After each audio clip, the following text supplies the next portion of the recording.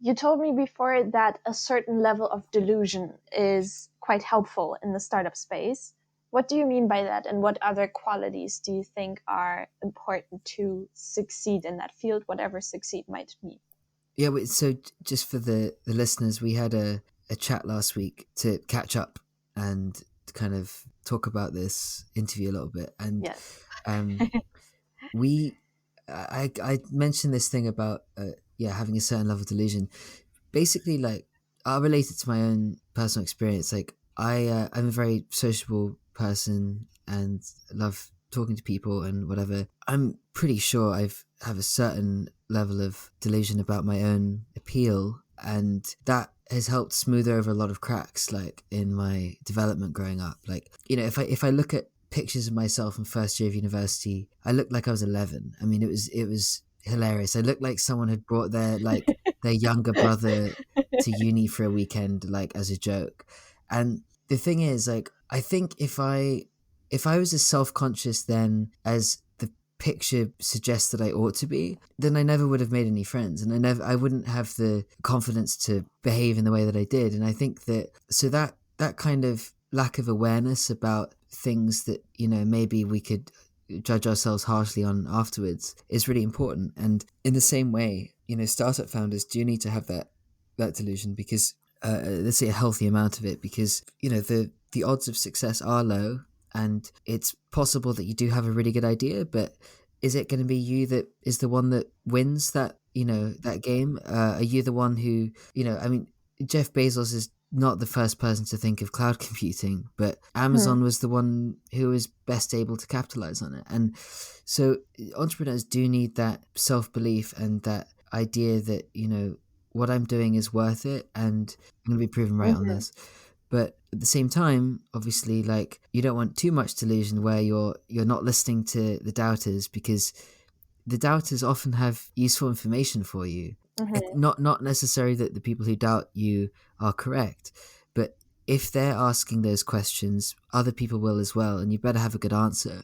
So yeah, that's what I mean by a kind of healthy amount of self delusion.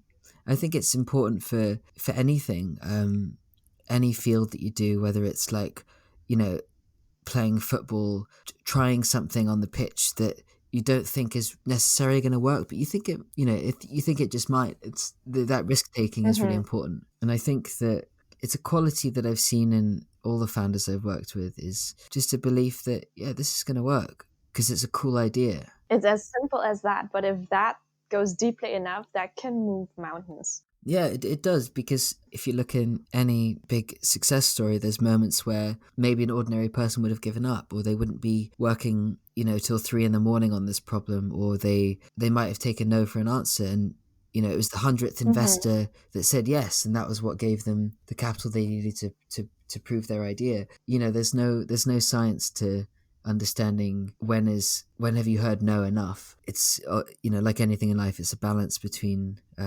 self-belief and self-awareness as well, realizing Mm-hmm. where you may be wrong about things. That's not easy, actually. It's Like it, not. it can be very difficult to admit that you're wrong or that you don't know the answer, simply because we live in a society where that is often covered up. Like the default would be to not talk about the things that you don't know and to not admit Yeah, that that's the default. And I think that's a big problem, it's actually. it's a massive Um, problem. I mean, you look at politics. If you're a politician and you change your mind about something based on new data, you're a flip-flopper, you're weak, right? And mhm, that's insane. It's like, well, surely if you've, after examining more facts and discussing things with experts, you've decided to change your course of action, like, that should be celebrated, mhm, or at least not immediately dismissed as being of weak mind. mhm, And it is very difficult to admit you're wrong.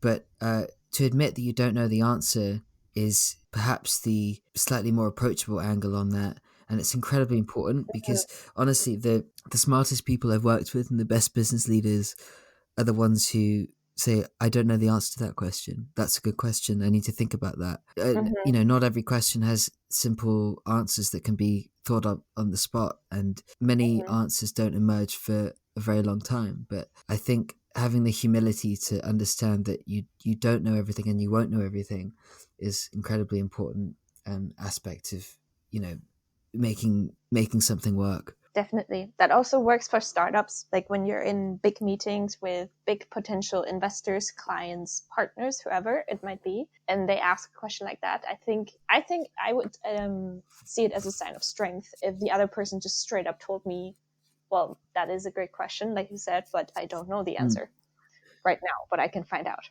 Yeah, exactly. And you know, we don't have a simple answer, but here are some things that we've thought about that, you know, like that maybe go deeper on the question, because it's, you know, investors are looking for lots of different things, and investors are not a monolith. They all have their own preferred style, their own personality, their own risk profile. But I think if you can demonstrate yourself to be a thoughtful person who listens, who is willing to entertain doubt, and then can answer with confidence about things that they have a right to be confident about, you know, something you can back up with data. Mm-hmm. It's not just hunches, right? It's not just gut feelings. It's like showing, you know, I anticipated that this person would ask me about this, and I've already got things that I can talk about it. I've got data, I've got, you know, other research, I've got examples or counterfactuals that are gonna, you know, support my position. During our catch up call last week, you also mentioned that you would like to put more value to lifestyle Mm, businesses, or you would like other people to attach more value to lifestyle businesses. yeah. Could you explain what do you mean with a lifestyle business? Because I think people have very different understandings of that. A lifestyle business is basically a business that can sustain the founders with a certain level of income to be comfortable, and obviously pay for whatever employees they need. It's distinguished from like the ideal of creating a unicorn, like $1 billion business, which of course is also very nice if you can do it. But the fact is, you know, not every idea is going to become $1 billion business. I don't think people should think of it as, you know, unicorn or bust. Like, if we don't make it to the moon, then we're just going to burn up in the atmosphere. It's like, what about just Mm. orbiting? That's pretty good. Uh, you know, there's definitely Yes, value in that. definitely. Um, my brother founded a business that I don't know if it's strictly lifestyle, but it's certainly somewhere between the lifestyle and the much bigger prize. And I think it allows him to focus on basically building the best possible product that is the favorite thing to use in their industry. It's kind of an industry standard tool in the cannabis world in like Oregon and Washington and California and stuff. Wow. Yeah, it's super cool. My brother is a very interesting and smart guy, and he's always been entrepreneurial. Thinking about it now, maybe that's why I've never founded a company, is because my brother was really into it, and I saw the, you know, the challenges and struggles of doing that, and I Mhm. maybe sought out a bit more stability in my life. But he's got a really great business, and I think like what I liked about it is that, you know, he was breaking even after 3 months. Like the problem solution fit Wow. was so appropriate, and you know, over time the product's developed, it's evolved. He's acquired a point of sale company. He's, you know, tried to cover more of the workflow for these cannabis producers. But what I really liked about it is that, you know, it's it's going to help him do really well, and he'll probably get to retire much younger than I will. Um, and I I think it's just really fantastic because it's I think if he bootstrapped it, I think if he had sought out venture capital early on, they would have pushed and pushed and pushed to get as much Mhm. um, market share, as much growth as possible. And obviously, those things are very important. But you know, building a really good product that is really valuable and, you know, turns a good profit and, you know, grows the company at a steady pace, I think is really important. A job that I had very briefly in New York at a startup incubator that I ended up quitting because I just didn't think they knew what they were doing, and and the World Cup was on, and Honestly, fair yeah, point. Fair point. and the Netherlands had just beaten Spain, and Robin van Persie scored that fantastic diving header where he looks like a salmon jumping out of a river, uh, and I didn't want to miss any more of the World Cup, so I quit that. Um, and but anyway, at that job, there was a guy came in and he was talking about how, you know, he was a founder, or a co-founder of a startup that was sold for like $100 million, which sounds amazing, right? And he basically he showed a series of slides which broke down like how much money he actually made out of this. I was gonna say, well, 100 million It sounds sounds great, but great. how much, like, what's his percentage of that? That's probably not that great It boiled anymore. down in the end to about somewhere between $1.5 million and $2 million of cash, which is great. I mean, like I would not turn that down, but that was over a period of like 10 years of effort as well, and like you know, they're one of the success stories. They did really well, and they got acquired by a rival, and but if you looked at the dilution at each round of funding and all the various things, ultimately still worth it for him to do. But it's not it's not this clear cut path to becoming super rich, you know, and if that's your goal, you're bound to be disappointed. And I think that's one of the things that I really admire about what my brother's doing, is because it's not so much with that in mind. It's just trying to build something that's really good. The market will determine how much outsized returns you get from that. I think that's incredible. Like, first of all, yes, that would definitely be disappointing. I mean, I wouldn't be turning down $1 million either. Of course, I think nobody would. Nobody who is in their right mind would turn it Yeah. down. But let that sink in. The company sold for 100 million, and you end up with 1 million. That is sad, Yeah. actually. But I love this story about your brother, because I also think that's something that's massively overlooked. That's something that irritates me so much every time I hear it. In any entrepreneurship course, any class, any meetup, whatever, there's these two things. Like the one extreme where they say, okay, you're dying as a company, you die because you're 75% of the Mm, companies, you'll die in the valley of death.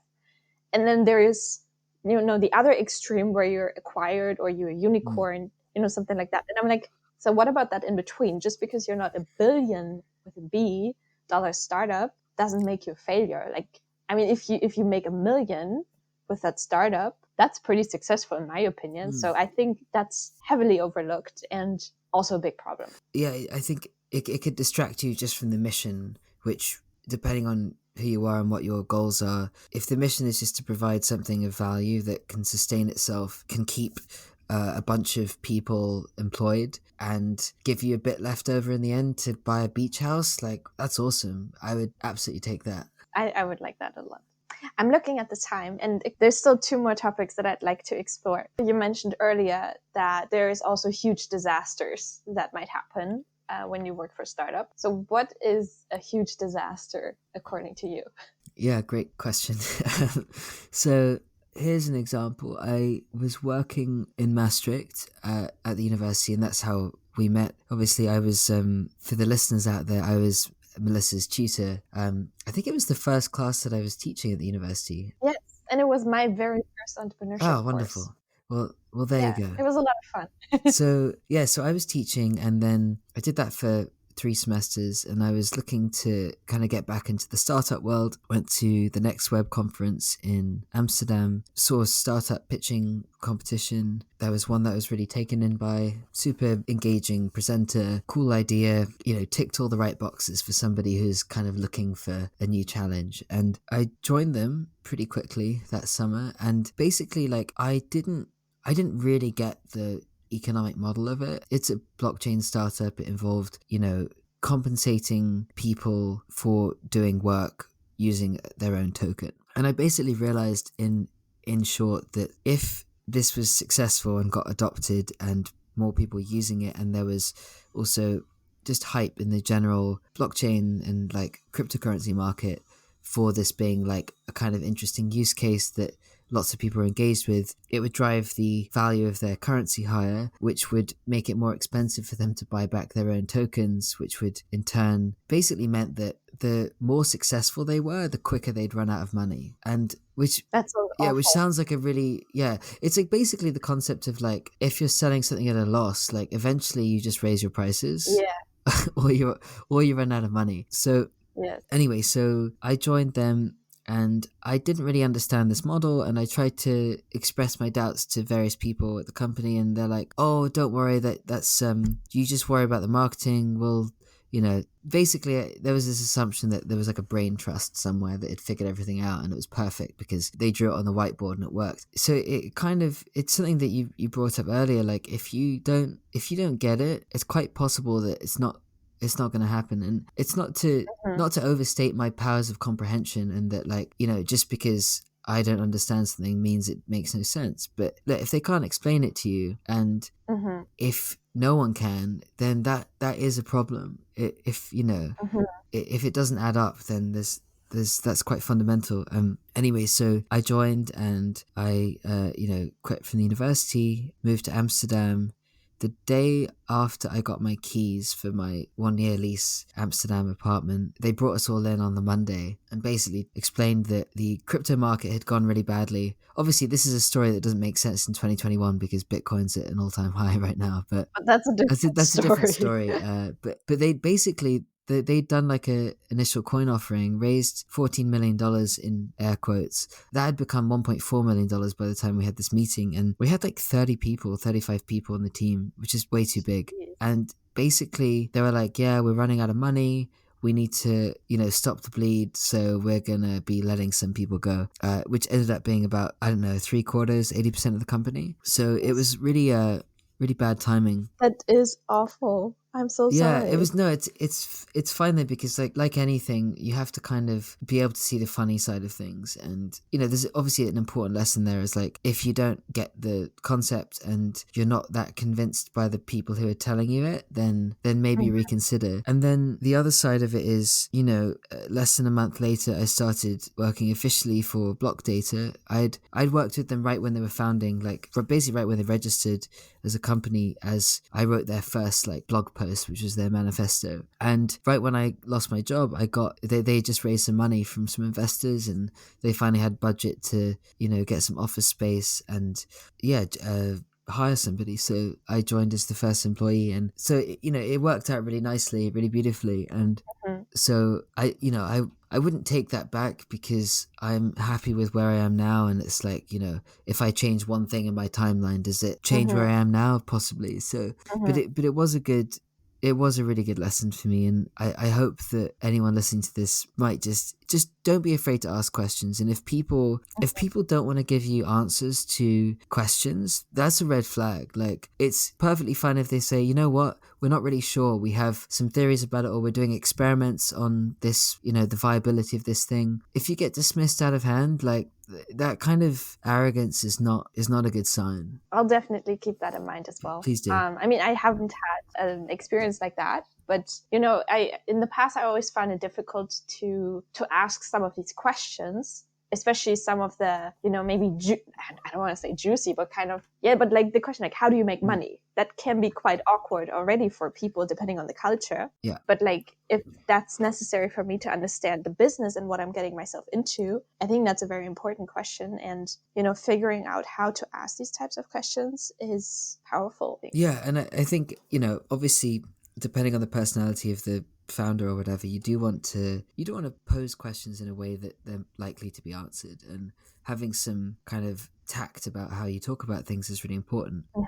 And some startups are in stealth mode and they don't really want to talk about what they do, and that's fine. But yeah, I think if you're gonna put your time, which is your most valuable resource, if you're gonna put your time towards something like into your career, then you should understand what you're getting into. And if they Mhm. don't have answers to these questions, that is actually okay. It's good that that's out in the open, so that you can help them explore and help figure out the reason for being for this company. Exactly. Do you have any other disaster story that you would like to share, or rather not? I can't possibly imagine what you're talking about, but um, yeah, I guess, like, I mean, that the reason for pausing is that there's like a few spring to mind, and I'm thinking about what could be most instructive. But I would say that, like, the job that I started last May, for a company based in San Francisco, Before before Eggplant. Eggplant, yeah, I was there for 3 months.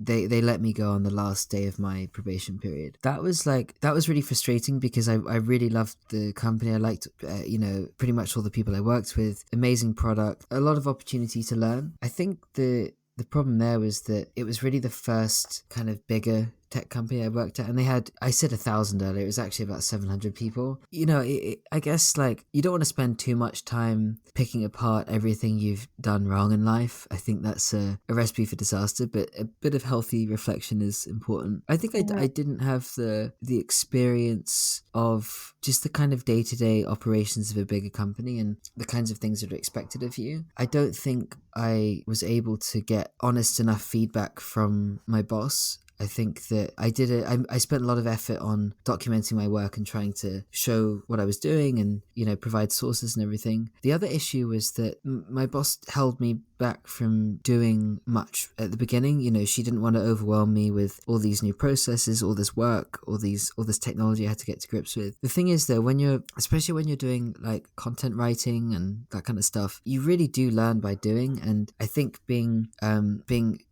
sort of protected from doing that was actually quite harmful, because I didn't get to grips with things as quickly as I wanted to, and I didn't have the exposure that I needed to the process of like, how do they do collaborative editing, how do they get various stakeholder approval for stuff we're writing about. By the time the job ended, I was actually doing those things and I was really enjoying it, and I think if I'd gotten to do those a bit earlier, it would have been better. But equally, I think where I've ended up now is a much better fit for me, because it's giving me the opportunity to work in product marketing, which is what I realized kind of mid last year is what I actually want to do. So yeah, I think it's ultimately a blessing. I think this is a really nice way of finishing, because we're actually kind of finished where we started. Yeah. And I'm really happy to hear that you're so happy in your current position. And I hope that this will continue. Thank you. Looking at the time, we're also at the end of the podcast, and I've kept you for much longer than I had anticipated. I'm so sorry, but this was so nice, and I really, really enjoyed the session with you. Absolutely. I had a lot of fun. It was really nice talking to you, Melissa. And thank you. Yeah, I think it's great that you're spending your time talking to people and hearing about their experiences and sharing them with the world, because I think it's like, I love podcasts, and I that's how I learn about so many different topics, and I could probably spend another hour just talking about things that I've learned from podcasts. So yeah, so I think it's awesome that you're doing this, and I really appreciate being invited on. Thank you so much for taking the time. Do you still have any final message words, piece of advice that you'd like to finish with before we close up? Something that you want other aspiring, maybe not entrepreneurs, but aspiring startup ecosystem participants who would, I don't know, something that they should know? Yeah, I think I do. I would tell people that the skills and talents that they have are much more transferable than they might realize. My job is basically to try and communicate a perfect midpoint between technical people and business people, right? Just to put it very generically. But the reason why I'm able to do this is because I've always been interested in communication. I've always been interested in, learning things from people and trying to pass on things that I've learned to others. So yeah, I would say that the things that make you good at what you're good at, where your interests lie, those are the same skills which are going to make you really successful in your career. Yeah, and I one thing I wanted to add to that on this topic of learning and transferability is that I listen to a bunch of podcasts, and I'm convinced it's probably the best way to get to an okay level of understanding about pretty much any topic. It's hearing people have a conversation about something, I think, is much more incisive and useful than reading about it, mainly because writing is really hard and not many people do it, but everybody's willing to talk and have a conversation. So for me, I found this really helpful in the last couple of years, especially professionally. Any single topic that I wanted to learn about, I've been able to find podcasts that help me learn about those things, and it's been incredibly helpful with job interviews. So getting to know a particular company, or even like an industry in general, or a kind of particular use case, that's been really helpful for me. So yeah, I would recommend that if people are looking into working at a startup or thinking about starting their own thing, listen to podcasts that are about that problem that you're trying to solve, or about that particular industry, or the technology that you want to work with. Listen to podcasts of people talking about it and whether they've had a good experience with it and what they've learned from it. That's, I think, the single most useful piece of advice I could give. If any one of our listeners wants to get in touch with you or connect with you, what's the best way to do that? Great question. So if they want to find me, I have a website, jasparcasey.com. Yeah, and you can find me on LinkedIn or various other places. If you have questions, Perfect. yeah, just please reach out to me and I'd be happy to answer them. Perfect. Thank you so very much. It was so nice to have you in the podcast. And I hope that everyone out there enjoyed it as well. Awesome. Thanks a lot for having me. All right, then hear you next time.